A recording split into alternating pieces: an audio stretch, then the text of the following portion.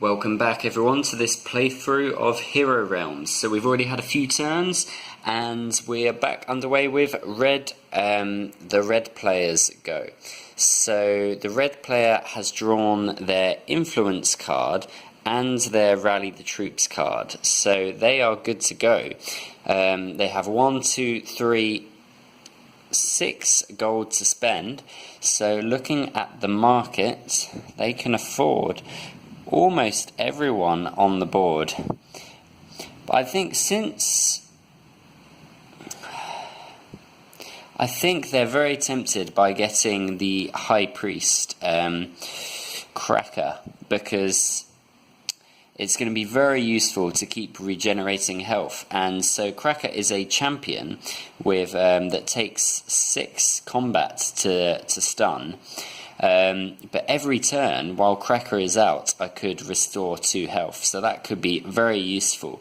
And since I seem to be gathering cards of the Imperial faction anyway, this seems like a very good idea. So red player is going to go ahead and purchase that. So they've spent all their gold. They're not going to use the sacrifice ability of the influence because they want to keep that card for now.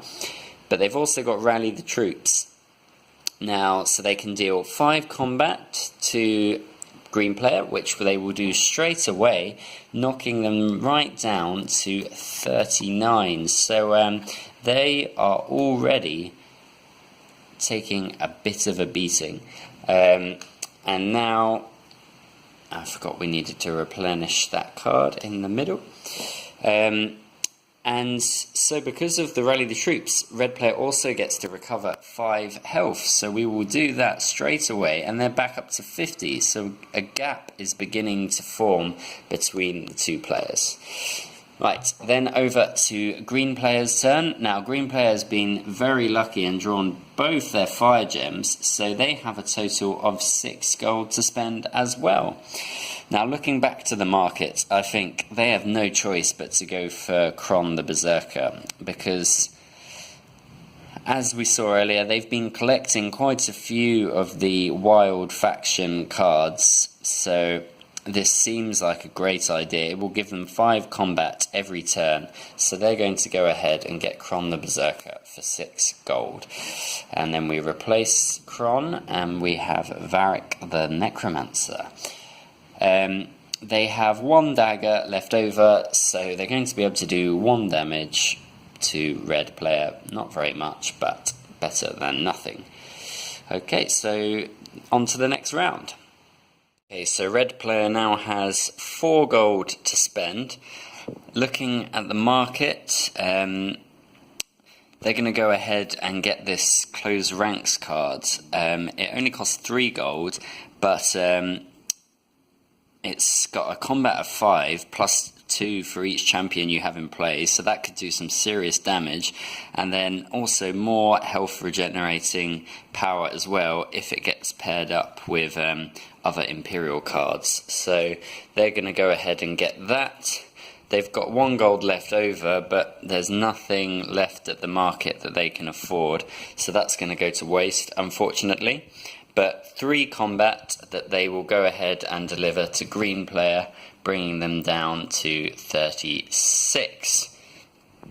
So then over to green player's turn. They have 1, 2, 3, 4, 5 gold to spend. Now looking at the market, I think they're going to get the card that just came up. So this is Miros the Guild Mage.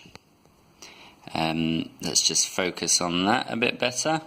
So this looks like a decent card. It's another guarding champion, which will be useful as green player seems to be taking quite a bit of damage at the moment, but also gives them a lot of buying power. Each turn they could potentially get an extra 3 gold, and if in the future I paired it up with another guild card, which seems unlikely since I don't have any others in the deck at the moment, it would give me 4 combat. So they've bought that.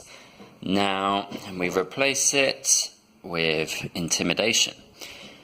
Now their only card left is their Orc Grunt, so they're going to go ahead and play their Orc Grunt. So when you play a champion, you place it down in front of you. So now the Orc Grunt is in play. So this symbol here means that once per turn you can activate any of your champions in play in front of you, and you turn them to the side, and when you do so you activate that ability. So that deals 2 combat damage to red player, who goes down to 47. And then, so that's the end of their turn. At the end of your turn, you always prepare any champions by flipping them back up like that. So they'll be ready to use next turn. Okay, so red player drew 4 gold as well as Cracker, the High Priest. So they're going to go ahead and play Cracker the High Priest, their champion, in front of them.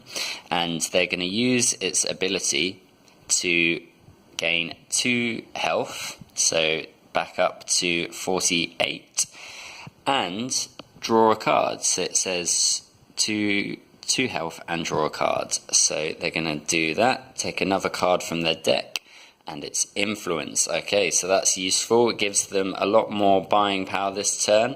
They now have 7 gold to spend. So looking at the market, they can afford everyone except for the Firebomb.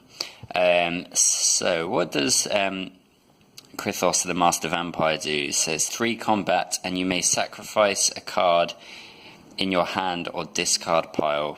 If you do, gain an additional 3 combat. So that could be very lethal. Yeah, I think they're going to go ahead and buy that one. So that cost them 7 gold.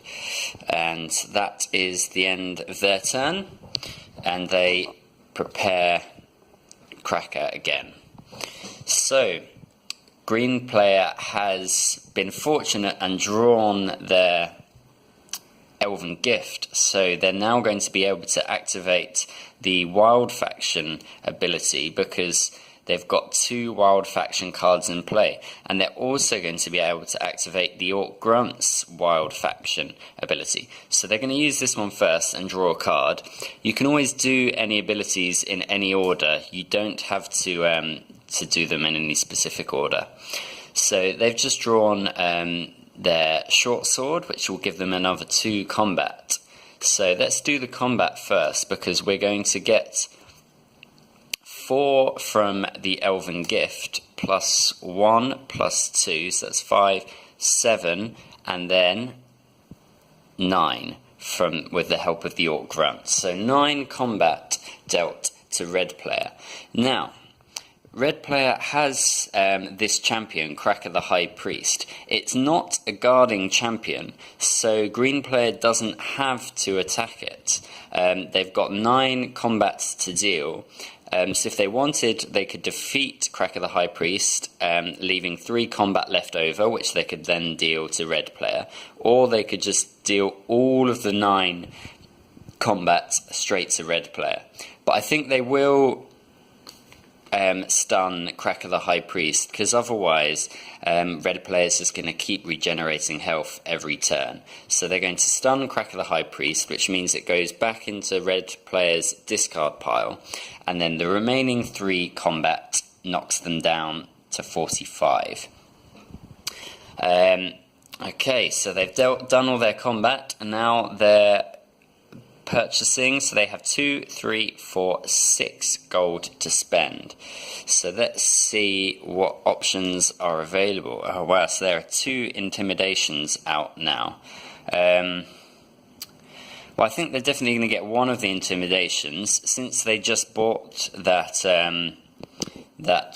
guild faction card the turn before. Maybe they will have a chance to get some more guild faction abilities out. Wow, so we've just drawn Arcus the Imperial Dragon, which is probably my favourite card in the game. It's got a guarding power of 6, so if you manage to get that in play, it will increase your defences massively. So they've still got 4 gold left. They could get Rasmus the Smuggler. They could get this Intimidation card. You know what I think they're going to do? I think they're going to get another Intimidation, which leaves them 2 left. So there's nothing left they can afford, so they're going to go ahead and get another fire gem. So red player has drawn 2 gold, the Elven Curse, Rally the Troops, and Influence. So they're going to go ahead and use all their gold first. So they've got 5 gold, and I think they're going to get Dark Reward. So this costs 5 gold. It will give them 3 gold on a future turn, and also the ability to sacrifice cards in their hand or discard pile. And since we just got a Necros faction card the previous turn, we might also be able to deal some major damage. So let's replace that. Okay, now they're going to be able to deal a lot of combat damage this turn. We have 11 combat damage, and we can force the opponent to discard a card. So 11 combat damage. I think we're going to go ahead and defeat... well, we have to defeat the Orc Grunt because it's got the guard ability. So that goes into the discard pile. And then there's 8 combat left over. So that's going to do a lot of damage. 1, 2, 3, 4, 5, 6. All the way down to 28. So green player things are beginning to look a bit dangerous for green player, and then we also can restore 5 health. So you can see the benefits of the healing cards, because they do give you the opportunity to recover health, and now the gap between the 2 players is huge. Okay, the Elven Curses ability. Green player now has to discard one of their cards. They're going to go ahead and discard a gold. It's probably the least valuable of their cards. So they're down to 4 cards. They're going to use the command card's ability to restore 4 health first of all, because they are in great need of health, bringing them back up to 32. Now the command card also lets them draw a card, so let's see what card we draw. Intimidation. Great. Okay, so Kron is a champion, so he's going to go in front of them. And let's resolve combat first. So we have 5 from Kron, 8 with the command card, and then an additional 5 from the intimidation. So 13 combat. And you know what? Fire gems allow you can sacrifice them, so remove them from the game, to deal an extra 3 combat. So I think we're going to do that as well. So that will be 16 combat damage dealt to red player. So they're going to go down all the way to 36. So we managed to do quite a bit of damage there. The reason why I sacrificed the fire gem is, once you get lots of good cards in your deck, you want to start cycling through your deck quicker, and also buying cards becomes less useful once you've already got several good cards in your deck.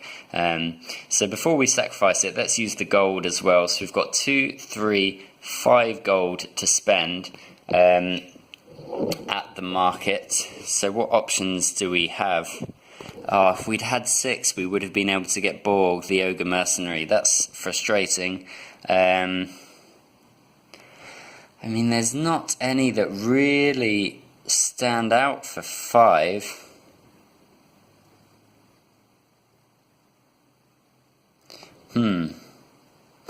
I mean, they could just get 2 fire gems. I mean, they are quite useful in that they give buying power, and then also the potential to deal extra damage. Yeah, I think they're going to go ahead and get 2 fire gems. So that is the end of green player's turn. Now I'm going to go ahead and stop there, so please stay tuned if you want to watch the next episode where I continue this playthrough of Hero Realms.